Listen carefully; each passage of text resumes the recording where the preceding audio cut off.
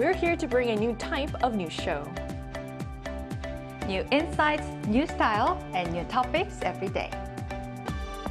We are News Generation. Bringing news just for you. It's Thursday, September 18th. Here is Seoul. I'm Isujin, and this is News Generation. Joining us today is Yoon Se-young. Happy Thursday! Happy Thursday. Also, Iwon is with us. Good morning. Good morning. And both are here to speak on behalf of people in their 20s and 30s. And as we make our way towards the end of the work week, it's a perfect time to check out what's trending around the world. So K-content, from blockbuster films and hit TV dramas to music sensations in K-pop and viral webtoons, has been gaining more and more global attention lately. Audiences everywhere are not just watching, they're connecting with the stories, the music, and the culture in ways we've never seen before. So what are the ways that we're seeing this growing influence in real life, Seong? Well, so many indeed. But I'll now talk about the tourism. Normally, July is considered an off-season for tourism in Korea because of the hot and humid summer weather.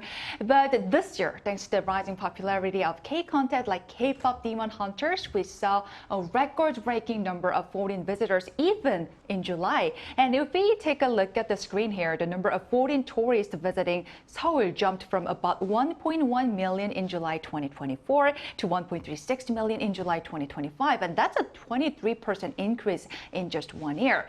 And bookings for travel packages across Korea during the June to August period also rose by 80%. So we can see that the global enthusiasm for Korean culture, whether it's music, dramas, or films, is translating directly into tourism growth. Right, and we also can't ignore the economic impact of this phenomenon. The rise of K-content isn't just about popularity, it's about reshaping industries and generating serious revenue. So how exactly does this global craze translate into economic value, Wonbin? Yeah, so it's definitely in the trillion won range. In US dollars, it would be in the billion range. For example, the annual economic value of BTS alone, the very popular Korean K-pop group, is around 5 trillion won, or about $3.5 billion. So yes, K-pop is thriving and it is writing its history today. It changed the impression of Korea in many different ways around the world. Nowadays, when we say that we're from Korea, many people recognize our country and they notice where Korea is. And just to add on to what Seong said, you just introduced how the number of tourists in Korea increased. There was an incident recently that happened to me where I really felt that, and it's that recently I had to look up for some hotels and accommodations in this whole area. And just a couple of years ago, during the weekday, which is usually when the price is low, you could easily find accommodations for about 10만 won or 15만 won, which is around $100 US. But nowadays, I checked it and it's at least $200 US. Wow. So the increase is about 30 to 40%. It doubled. It almost That's a doubled. huge increase. Yeah, so that's when I definitely felt it hit me like, oh wow, like more people are visiting Korea. There's a lot of competition for these a lot of accommodations, I competition. guess. So with the influence of K-content growing stronger every day, we're seeing it make waves not just online, but on the global stage, and also apparently in real life as well. An event started on Tuesday was dedicated to showcasing its massive reach and impact. So let's take a look at the screen to learn more.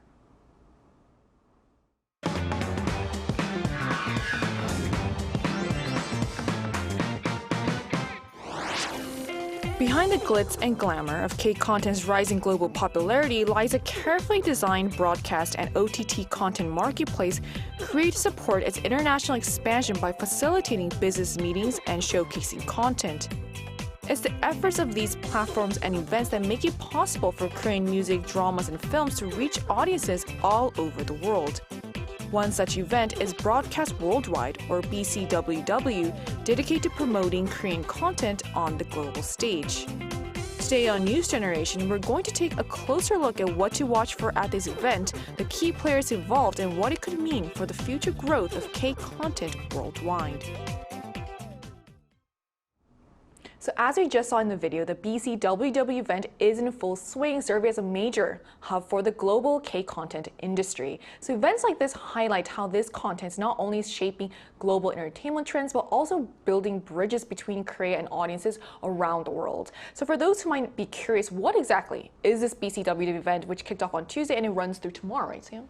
Well, BCWW stands for Broadcast Worldwide, and it's an international content market hosted by the Korea's Korea's Ministry of Culture, Sports and Tourism together with the Korea Creative Content Agency, and this year marks its 25th anniversary, and the event is taking place at KOEX in Seoul from September 16th through the 19th, which is tomorrow. And the program includes exhibition booth, business matching sessions, format showcases, and conferences that highlight the latest strategies and trends shaping the global media landscape. Wow, so 25 years already. So it's amazing to see how this event has grown into playing such an important role for K-content on the global stage. So what exactly does this event aim to achieve, and how does BCWW help Korean dramas, variety shows, and documentaries reach overseas markets, Wonbin? Yeah, so BCWW is an opportunity for domestic media companies to connect with foreign buyers, such as investors or distributors. Content such as K-drama, TV shows, and documentaries are introduced to the visitors, providing an opportunity for both sides. For us to meet with the foreign investors and for them to explore what the Korean content has to offer. So it's basically like a global marketplace for K-contents. Do you have like a film or a drama they'd like to introduce to the audience? Well, obviously the popular ones I all like, but if I have to choose one that's not it's less popular or well-known to the world. It's a K-drama called 재벌집 막내 아들. It's a time-slip drama of a abandoned youngest child of a rich family taking over the company again. But I really enjoyed that one, yeah. I think content involving like time travel is really interesting. But this is a hard question because I feel like so many are already well-known Yes. everywhere. Yeah, so it shows through events like this that K-content's global influence isn't just a trend. It's backed by industry efforts, and BCWW has been taking place for 25 years now, growing steadily into Asia's most influential international broadcasting and media markets. And with such a long history, each year brings something new. But what makes this year's event kind of stand out here?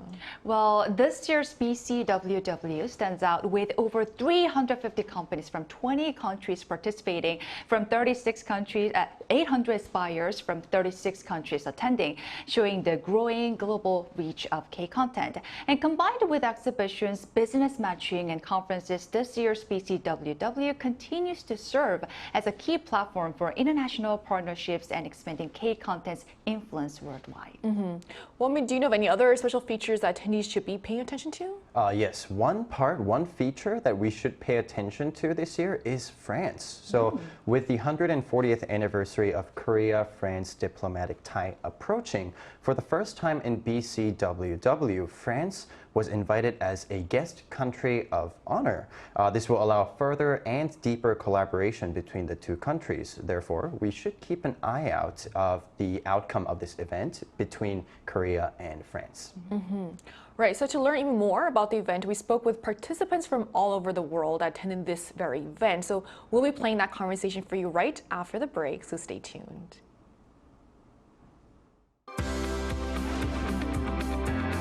NewsGen wants to hear from you. Go to YouTube and search out Channel Arirang News. Click Posts and cast your vote in the poll. Make a new type of news with us.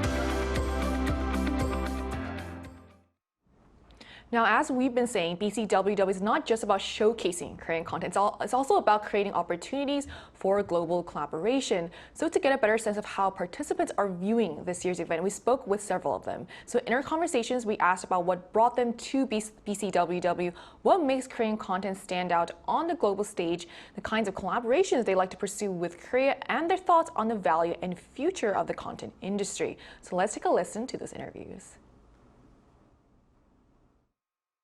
Well, from my experience as a Mexican, the most competitive part of Korean content is actually they go the extra mile with the audiences. Either it's with music, it's with the dramas, with the movies. You've touched so many nerves in our culture, in Mexican culture, that we have so many fans of the culture itself. May it be with anime, Korean anime, may it be with the music.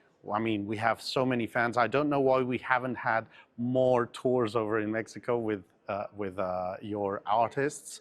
And finally, with the dramas. The dramas have been with us for almost 2 decades, I think, really strong. And it's because I think we identify so much with the culture part that you should basically focus on that and go more into our area. So I would recommend always looking at the audience and what they want, how they want it, and when they want it. For example, in Mexico, the whole connected TV, advanced TV, addressable TV, etc., how you want to call it, the whole free ad-supported TV, that fast, that has gotten to the next level, is that giving the people what they want when they want it, eliminating prime time once and for all. Maybe you can give things every week, a new episode of whatever it's a sitcom, it's a reality show, whatever, every week to keep them faithful. But the thing is noticing how your audience works. The good targeting, it's definite. Well, I've been coming to Korea to report on the Korean TV business for 20 years. So I first came to BCWW in 2004. So I've seen quite a lot of change in the global demand for Korean programming, from the early days of the KoreanWave animation, the format boom. So I've been interesting to see what's coming next from Korea. So I think the global market is changing. For instance, the format business, unscripted formats, used to be dominated by the UK, which is where I'm from. But it seems now that the UK is importing formats rather than exporting them. And the countries that they're importing them from are Korea is among them. So it's interesting times to see the spread of Korean formats.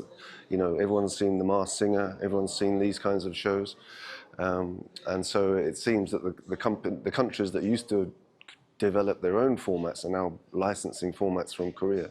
And the same goes for Korean dramas. We've all seen the success of Squid Game. So I think the global market is keen to see what comes next, whether it's animation, whether it's comedy, whether it's romantic dramas.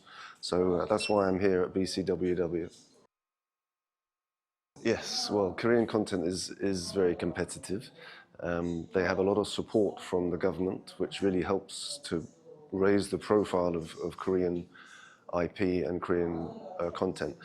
There's this concept of soft power, which is really understood in this part of the world, and the value of that around the world is undoubted.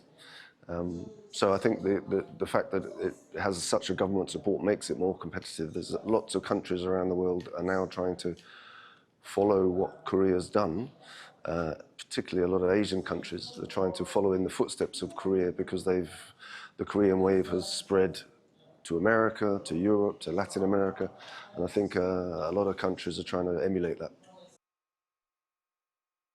This is our third year attending this market, and actually, I mean, I am happy to be here, as this is one of the biggest markets for us that, you know, connects us with the potential Korean buyers, channels and streaming platforms in the region, as well as we have like several potential meetings with Vietnamese, Taiwanese, and Chinese, Japanese companies as well. So as a distribution company, our main aim is to, you know, bring Turkish content into this region as well. And we recently, you know, as a new trend, we started developing some vertical dramas as well. So we aim to, you know, integrate our Turkish verticals into apps and streaming platforms in the region. Because in Turkey we have lots of adaptations of Korean content. So, you know, the Korean storytelling is something is very like culturally and like, I mean, the way they, you know, express love and like the issues they point out is very similar to Turkish. It's very adaptable for Turkish storytelling. So yes, we adapt lots of Korean content in Turkey. And we also actually license Turkish content in Korea to be adapted. So hopefully, you know, it will be on air in Korea. So we have this reciprocal relation with Korea in that sense. I think that the main thing for the Korean content, it's creativity, it's very original, and now I think that it really speaks to the world. It's a content that really travel well, and that's the best force of the Korean content. So we just watched interviews with attendees who shared their perspective on what makes Korean content so competitive and the opportunities for future collaborations. And their insights really show how events like BCWW are helping shape the global content industry. But how about here at home? So what do Korean millennials and Gen Zs think is important about this event, Seong? Well, Korean millennials and Gen Z are a group that truly understand the power of K-content. They've grown up seeing Korea emerge as a recognized cultural powerhouse, and they know how much influence K-content can have globally. For them, an event like BCWW isn't just about showcasing content. It's a space to explore new, diverse, and high-quality productions and to discuss how to produce and distribute them even more effectively. And it shows that for millennials and Gen Z, it's not just about consuming content, it's about thinking critically about how it can evolve and expand worldwide. And that really proves how forward-looking these generations are. So with that in mind, how is the content industry changing right now compared to just a couple of years ago? I would say 3 main points. It would be the OTT services or the streaming platforms, and the short-form videos, and the AI implementation. So many foreigners meet K-contents through OTT or streaming platforms. Many recent examples such as KDH, K-pop Demon Hunters. Squid Game was released on the famous streaming platform Netflix. And short-form videos also take up a huge portion of media consumption time of the young MZ generation. So there are a lot of opportunities for K-contents to explore. And last but not least, AI is also getting into the media industry as well. So it will be interesting for us to take a look how the K-content fusions harmonizes with the AI technologies that will come in the future. Right, so you gave us a great explanation about all the ways it's being distributed. And one thing that I learned from the event was about this thing called FAST Channel, FAST, which stands for Free Ad-Supported Streaming Television. And you can tell from its name, instead of paying for a subscription like Netflix or Disney Plus, viewers can actually watch for free with ads on platforms. And the key difference is that the content isn't on demand because programs are usually scheduled, much like a traditional regular TV channel, but it's delivered online. And apparently for Korean content, this is quite significant as it gives easier access to global audiences because it removes the paywall barrier. And for broadcasters, it opens up new opportunities to generate revenue while expanding their reach worldwide. And because the content industry is evolving so quickly, events like this become all the more important. They give us a chance to reflect on where things are headed. You mentioned AI and these kind of channels as well. So looking at this year's event, who are some of the key players that took part in this year's BCWW, Seong? Well, this year's BCWW featured a wide range of Korean companies from major terrestrial broadcasters to OTT platforms, production companies, and distributors. And one standout participant was Arirang TV, which not only had a dedicated booth at the event, but also covered the entire BCWW through a special documentary titled Arirang Special BCWW Window to What's Next. And the documentary, airing daily, highlights from September 17th to 19th, and a full 30-minute feature on the 20th, that is this coming Saturday, captures opening ceremonies, keynote speeches, business meetings, showcases, and awards, giving viewers an in-depth look at Korea's broadcasting industry and its future strategies. And beyond Arirang TV, the participating Korean companies showcased the content that combined regional formats with new technologies, emphasizing the importance of creativity and innovation at the same time. So we just saw footage of some of the booth there. So it's really interesting to see a familiar name there. Yes, kudos to Arirang TV. So it's really impressive that Arirang TV had its own dedicated booth, showcasing its role in promoting Korean content globally and fostering collaborations between domestic creators and international partners. And events like this really highlight how creativity and technology are shaping the future of Korean content on the world stage. So with that in mind, what direction do you think Korean content should take moving forward, Wonbin? I think there are two ways that we can take. First of all, we have two expertise. Number one is that we make content that resonates around the world. We're just very good at it. Squid Game, Parasite, K-pop Demon Hunters, and K-pop as well. And number 2 is that we work fast and efficiently. Korea's popular, very well-known 빨리빨리 culture also shines in the film and content industry as well. The agility that Team Korea has is just unmatched. So with these 2 traits and directions, we're able to collaborate with basically anyone around the world. So there is a lot of potential for K-content yet to be discovered.